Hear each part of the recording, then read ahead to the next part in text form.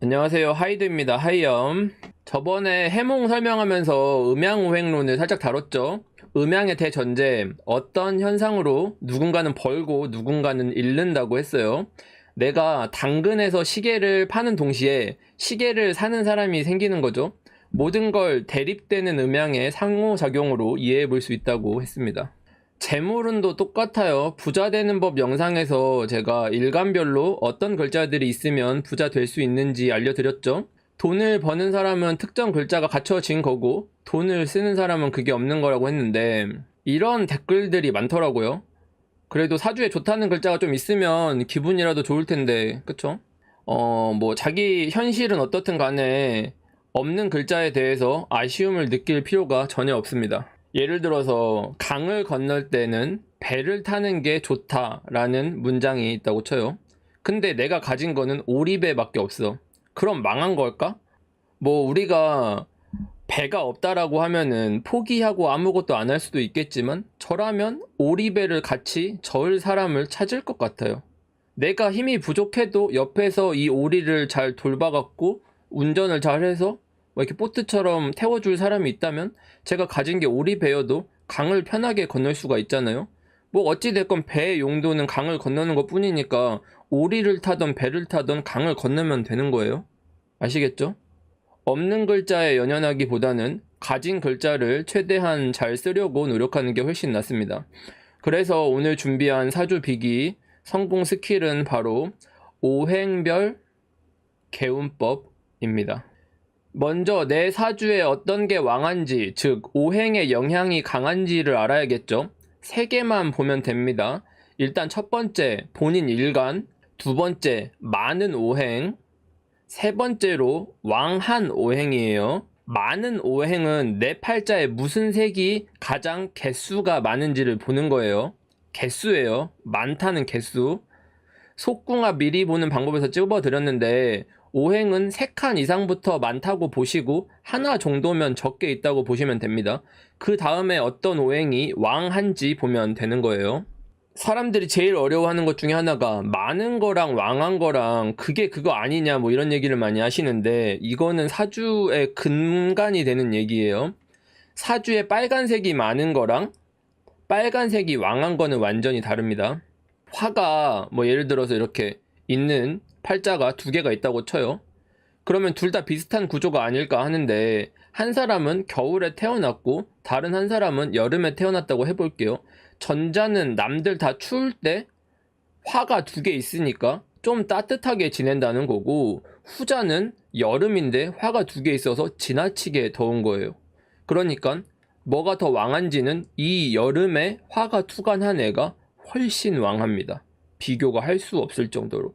그래서 이 앞에 케이스에 해당하신 분은 그냥 화오행이 많다. 오른쪽에 해당하시는 거는 화오행이 왕하다예요. 투간 안 하는 것도 계절 중심으로 일단은 보셔야 돼. 근데 특정 사주들은 색깔이 복잡해갖고 뭔지 모르겠는 사주들은 그건 진단을 그냥 받으시는 게 좋을 것 같아요. 자기가 그 구조를 보긴 좀 어려워요. 초보자 분들께서. 근데 일단은 색깔이 명확한 분들이 꽤 있으시니까 이거 보시면은 아실 것 같고요.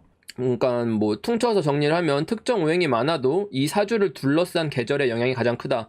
그래서 많은 오행이랑 왕한 오행을 구분해서 생각하면 좋습니다. 아무튼 어떤 오행이 왕한지 아는 방법 중에 제일 쉬운 건 계절을 보는 거예요. 첫 번째로 봄생인 사주, 인묘진월이면 목 오행이 왕한 겁니다. 월지 자리에 인묘진이 봄생이죠. 두 번째로 여름생, 여름생이면 화오행이 왕합니다. 계절로는 4월, 5월, 미월.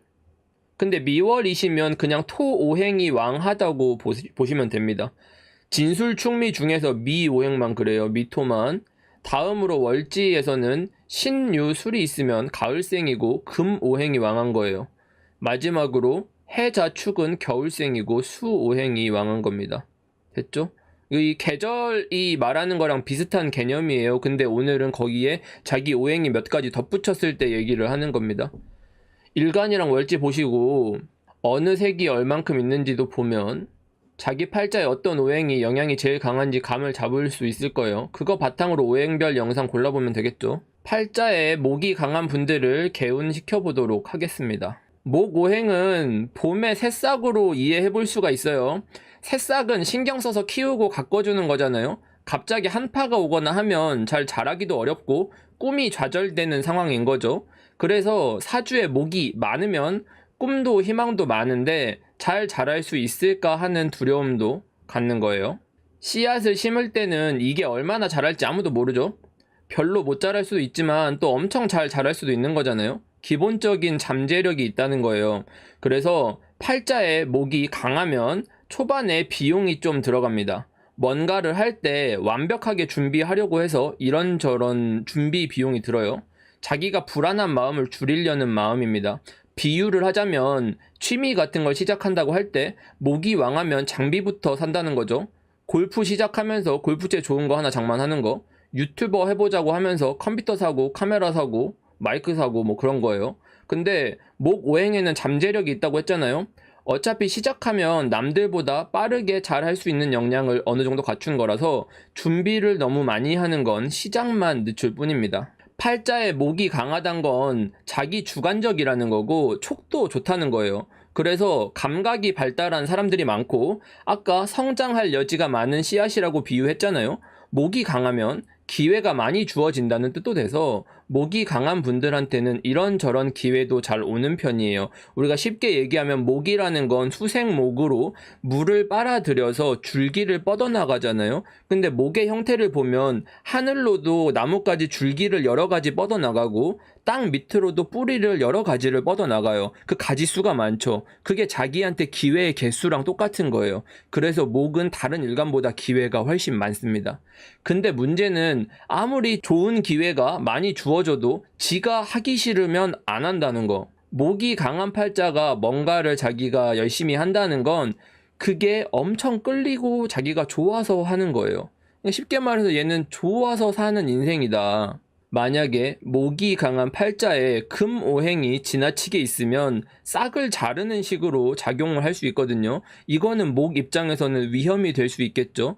하고 싶은 게 있었는데 좌절된다던가 뭐 그런 거예요. 아무튼 목이 강한 팔자에 금도 강하게 된다면 세상 살아가는데 이런저런 문제가 생길 수 있습니다. 자, 여기까지 목이 강한 팔자들 특징을 짚어봤는데 그럼 이런 분들은 어떻게 해야 부자 되고 더 잘 사는지 알려드릴게요. 재물운 개운법 4가지 규칙 중에서 첫 번째, 바로 두려움이나 걱정을 담아두지 않는 거예요.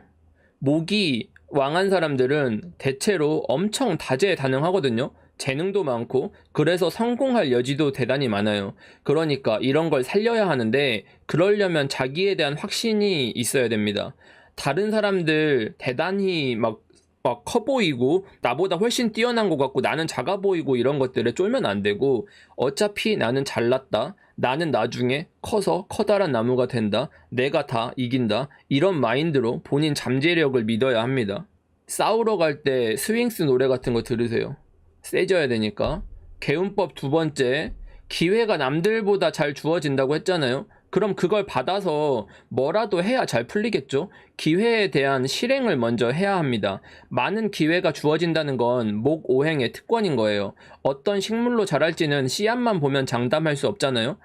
2011년 당시에 비트코인 같은 거죠. 라할살이라는 말이 있잖아요. 뭐뭐라고 할 때 살 걸 이 뜻이에요. 잠재력이 많은 분들이니까 일단 실행을 하셔야 합니다. 3번째 개운법은 좀 현실적인데 즉흥적으로 소비하는 거 줄이셔야 돼요.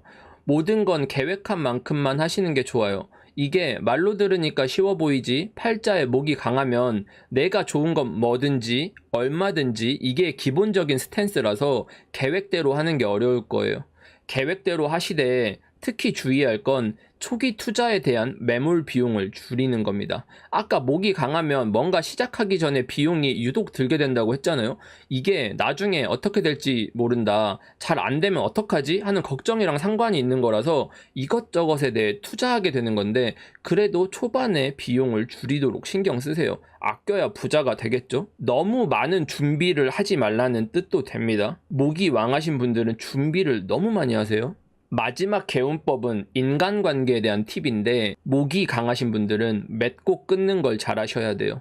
목 오행을 인간관계로 비유하자면 질기디 질긴 인연 같은 거예요.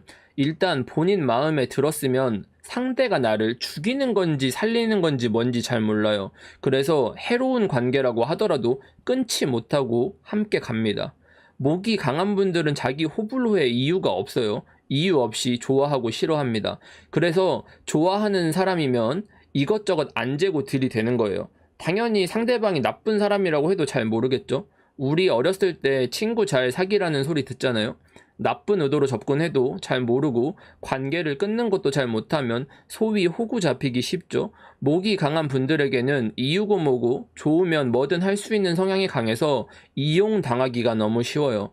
그래서 이런 분들은 인연을 맺고 끊는 걸 특히 신경 쓰면 잘 풀리고 성공할 가능성도 커집니다. 목 오행 편은 여기까지 마치겠습니다.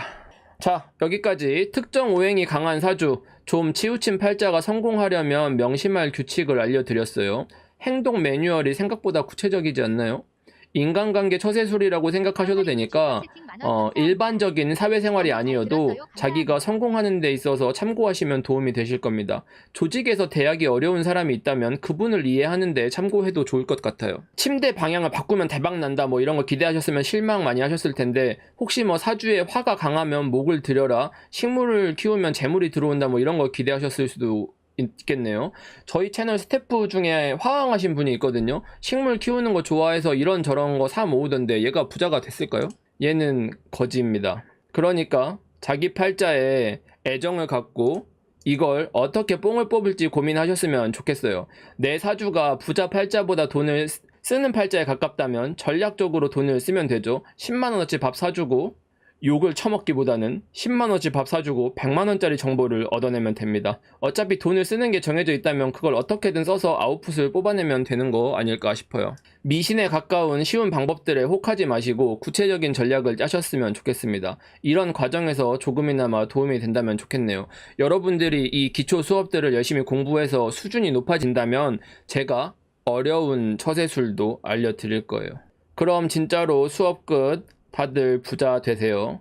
언제나 그렇듯 복채는 구독과 좋아요, 댓글로 받겠습니다. 빠이염.